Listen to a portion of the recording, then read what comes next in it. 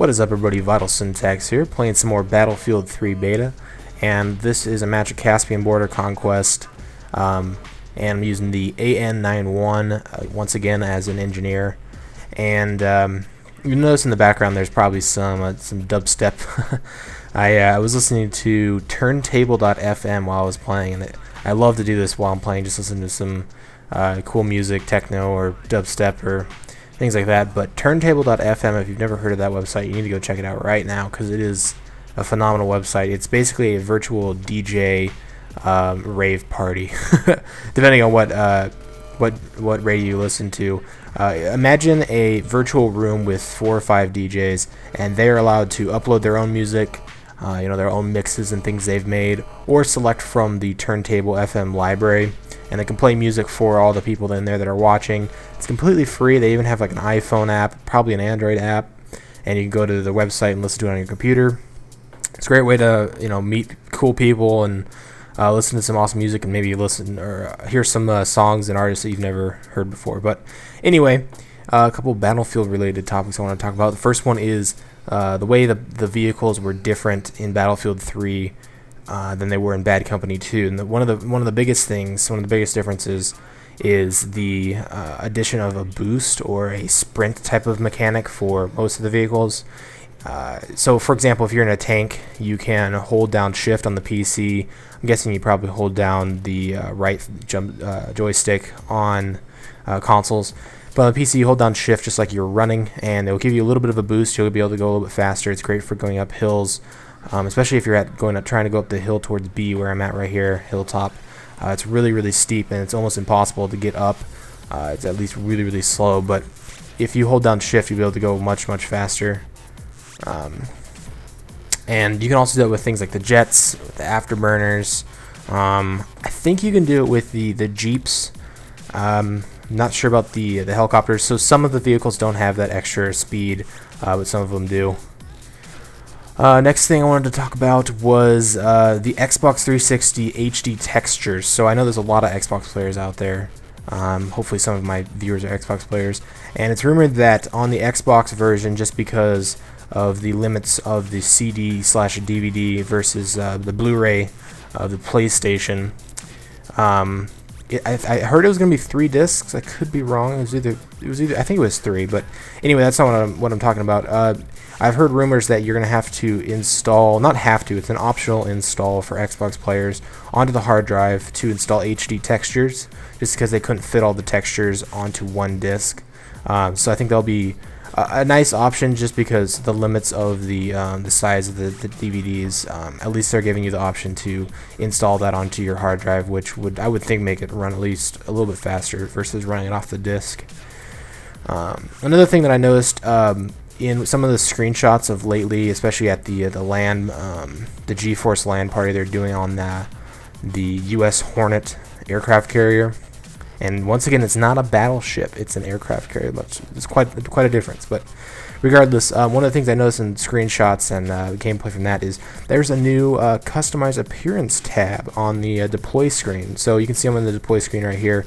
There's going to be, it looks a tad bit different, but there's going to be a new option where you can actually change your appearance of your character. So if you remember with Battlefield Bad Company 2, you had the Spec Act kits. It's a tongue twister. You could download those as DLC, and oh, here's a nice knife kill. Oh yeah. You could download those as DLC, and it would give your character a new skin, and it would also give you some of the weapons new skins. So I think they'll have some variety as far as loadouts and changing the appearance of your character, which is always a welcome customizable option. Another option that they're adding is the ability to actually change your settings while you're in the deploy screen. One of the most annoying things about the beta is you had to deploy before you could change things like resolution or different textures, or even like sound effects, volume, key bindings, things like that. So it was really frustrating because you had to spawn in and then press escape, at least on the PC. And if you're spawned in, then you're obviously vulnerable and you can get killed. So it's good that they added that in there. Let's see. Another thing they brought up was the online pass for the consoles. If you remember with Bad Company 2, you had to buy a new version of the game an unopened, unused version of the game to be able to play the game online. So if you do buy the game used at something like GameStop or I don't know, I think Best Buy has a trade-in program now, you're gonna have to pay for an online pass through PlayStation Network or Xbox Live. Probably be around $10. I think that's what the price was for Battlefield Bad Company 2. And basically I know that sucks for the user, but and this is obviously arguable either way, but from a developer standpoint, they're losing tons and tons of money by you buying used games. So I mean, they basically don't make any money if you buy a used game, so that way they at least get some of the money if you're going to be playing it online, which I think is a good thing for the developers, but obviously it totally sucks for console players that were going to get a great deal on a used game or whatnot. Let's see, this is probably pretty obvious, but all the stats are going to be reset from the beta, so things like your level, your kills, and all that stuff. Also, all of the platoons are going to be reset, so if you made a awesome platoon and you made an emblem for your platoon and invited friends and whatnot, that's all going to have to be redone, which kind of sucks because I spent like an hour or two working on the platoon emblem, which turned out really awesome. I mean, I'd probably be able to remake it pretty easily, but I thought that was kind of frustrating that they're going to be I mean, I understand resetting stats, but resetting platoons and things like that seems a little bit silly. Let's see.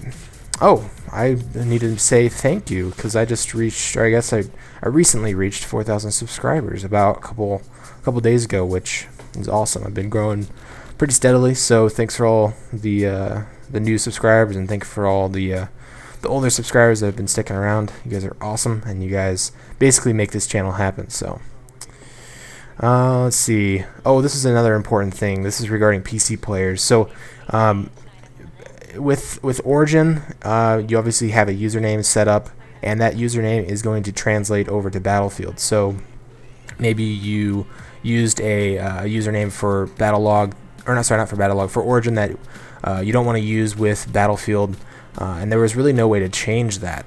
And that was obviously really frustrating for users that maybe wanted to have a different username or a different character name. And there were some rumors that you may have multiple soldiers in Battlefield 3, meaning that you could have one overall EA account / Origin account, and then have 1, 2, 3, 4 soldiers, like you could do with Battlefield Play for free. I think you could do it with Bad Company 2 on the PC.